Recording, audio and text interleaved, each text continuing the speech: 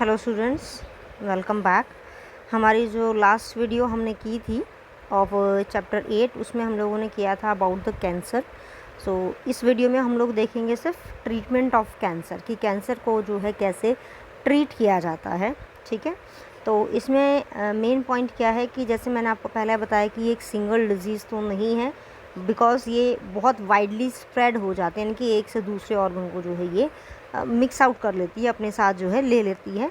तो इसके ट्रीटमेंट के लिए एक प्रॉपर ट्रीटमेंट इसका नहीं चलता, इसमें नंबर ऑफ़ थेरेपीज़ चलती हैं और वो नंबर ऑफ़ थेरेपीज़ जो होती हैं साइड बाय साइड एक के बाद एक स्टार्ट हम लोग कर देते हैं। सबसे पहले जो थेरेपीज़ फॉलो करनी है उसमें हमें पता क्या होना चाहिए कि हमें कौन सी थेरेपी है और वो थेरेपी कहाँ यूज़ करनी है। उसमें जो मेन हमारा आता है उसमें सबसे पहले होता है कि कैंसर का टाइप कैसा है। ठीक है, कैंसर का टाइप अगर हमें पता है तो इट इज़ ईजी कि कौन सी थेरेपी उस पर ट्रीट कर सकते हैं। फिर उसके बाद आता है उसकी लोकेशन के बारे में कि वो लोकेशन कैसी है। लोकेशन का मतलब कि वो हमारा बिगिनिंग ट्यूमर है या फिर वो हमारा मैलिग्नेंट ट्यूमर है। ठीक है, बिकॉज अगर बिगिनिंग ट्यूमर है तो वो एक जगह से नॉर्मली एक थेरेपी एक सर्जरी का यूज़ करके हम रिमूव कर सकते हैं, but if it is a malignant tumour तो उस केस में ज़्यादा डिस्टर्बेंस होती है, क्योंकि मान लो एक जगह से ट्रीटमेंट स्टार्ट किया, आफ्टर अ वीक वो जो लोकेशन है, वो जो एरिया, वो क्या जाता है, एक्सटेंड हो जाता है। ठीक है, तो इसमें सबसे पहले जो मेन थेरेपी है वो आप लोगों ने बहुत कॉमन है, आपने सुन भी रखी होगी, इट इज़ द कीमोथेरेपी। ठीक है, कीमोथेरेपी मीन्स कि केमिकल का यूज़ करके हम उसको ट्रीट कर रहे हैं। तो कीमोथेरेपी के अंदर various group of anti cancer जो ड्रग्स होते हैं उसको यूज़ किया जाता है और वो किसको डैमेज करते हैं, सिर्फ कैंसर कॉजिंग सेल को, यानी कि जिन सेल में कैंसर हो रखा है सिर्फ वो उनको हार्म करते हैं, बाकी बॉडी पार्ट को हार्म नहीं करते। ठीक है, ये एक्चुअली में ड्रग करती क्या है कि ये उन पर्टिकुलर सेल्स को जो कि कैंसर कॉजिंग सेल्स हैं ये उसके अंदर एंटर करती है, उसकी ग्रोथ को अफेक्ट करती है। अब यहाँ पे एक पॉइंट और नोटिस करने वाला है कि जब वो केमिकल एंटर कर रहा है, मान लो कि ये हमारा बॉडी पार्ट है कोई, इसमें ये सेंटर के अंदर है।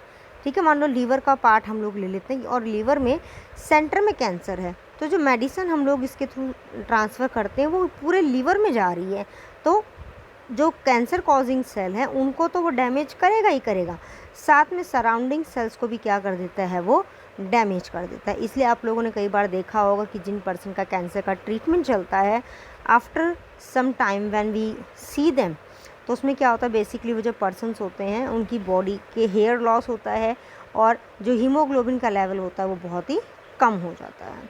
अब इसमें देखो, जैसे कुछ डिजीज़ का कुछ मेडिसिन का नेम मेंशन है, जैसे विनक्रिस्टे है, विनब्लास्टिन है। ये बेसिकली ल्यूकीमिया का जो कंट्रोल होता है ना, कि ब्लड कैंसर का, उसके लिए बहुत कॉमन होती है। और जो मोस्ट कॉमन है वो टैक्सोल जो है वो भी हम इसके अंदर जो है बेसिकली यूज़ करते हैं।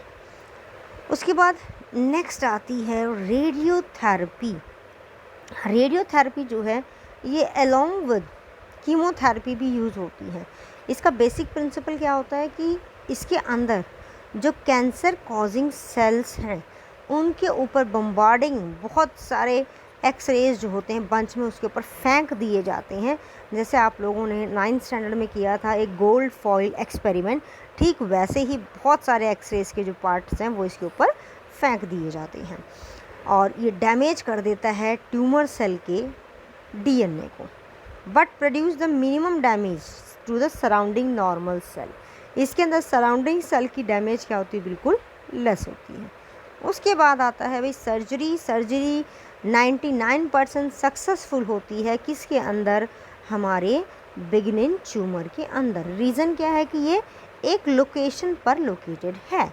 अब इसमें देखिए जैसे कि क्या दे दिया इसमें कि it is the removal of cancerous cells surgically to limited usefulness, limited area के अंदर, जैसे कि ब्रेस्ट ट्यूमर है, यूट्राइन ट्यूमर है। और ऐसा नहीं होता कि हम इसका ट्रीटमेंट लें एक बार और ट्रीटमेंट लेने के बाद हम फिर उसको छोड़ दें। ठीक है, जिन पर्सन को कैंसर होता है आफ्टर 3 months और after 6 months they have to be go to the doctor for the proper checkup, क्योंकि उससे हम लोगों ने क्या किया, सर्जरी से रिमूव तो कर दिए, बट हो सकता है कि भाई 1 या 2 सेल्स जो है वो बैक में रिमेन रह जाएं, ठीक है, जो नहीं रिमूव हुए, और वो सेल जो होते हैं वो दोबारा से कैंसर कॉज कर सकते हैं। Next is supportive therapy. Supportive जो थेरेपी है ये एंटीबॉडीज़ का यूज़ करके, यानी कि specially B cell, B lymphocyte cell का हमारा जो होता है उसमें हम यूज़ करते हैं सपोर्टिव सेल और इम्यूनोथेरेपी का। तो इसमें इन्फेक्शन से प्रिवेंट करते हैं पर्सन को, और स्पेशली चेक किया जाता है एनीमिया को। एनीमिया का मतलब क्या हो गया, HB लेवल पर्सन का क्या है, it is less than the normal count, जो हम लोग बोलते हैं 12 HB नॉर्मल काउंट में हम लोग बोलते हैं 10 to 12, तो इससे अगर लेस है तो उसमें हम इसको काउंट आउट करते हैं। Next is immunotherapy. इम्यूनोथेरेपी जो है ये ट्रीट किया जाता है basically by the immune system, हमारे इम्यून सिस्टम को यूज़ करके, मतलब बॉडी की कैपेसिटी कितनी है कि वो कैंसर सेल को रिकॉग्नाइज़ करे। रिकॉग्नाइज़ करने के बाद फिर हम जो है उसके अंदर कुछ मेडिसिन्स का यूज़ करेंगे जो क्या करेगी, उसको किल कर देगी कैंसर कॉजिंग सेल को।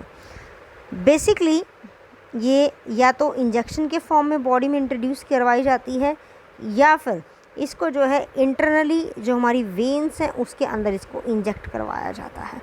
Next is bone marrow transplant, जिसको हम लोग बोलते हैं कि बोन मैरो डोनेट करने।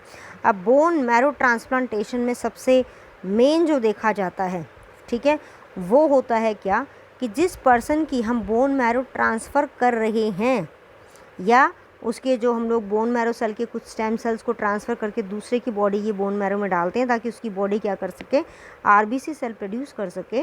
तो इसमें सबसे ज़्यादा ध्यान रखने वाली बात होती है कि जिस पर्सन का हम लोग ब्लड ट्रांसफ़र करवा रहे हैं, सॉरी ब्लड नहीं, बोन मैरो हम जिसका ट्रांसफ़र करवा रहे हैं, उसका पेशेंट के साथ क्लोज ब्लड रिलेशन होना चाहिए। क्लोज ब्लड रिलेशन का मतलब, मान लो अगर फैमिली में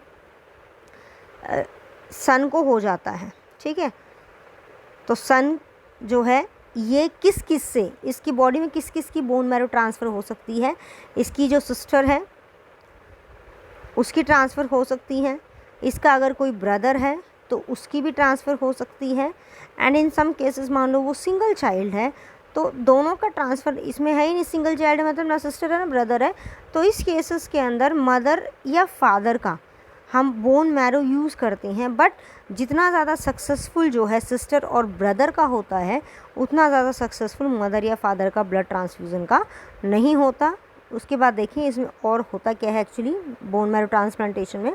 इसमें एक तो हाई डोज दी जाती है वही कीमोथेरेपी की। देखो पहले भी हमने बात की है कि इसके अंदर एक ट्रीटमेंट नहीं है, डिफरेंट टाइप के ट्रीटमेंट हैं।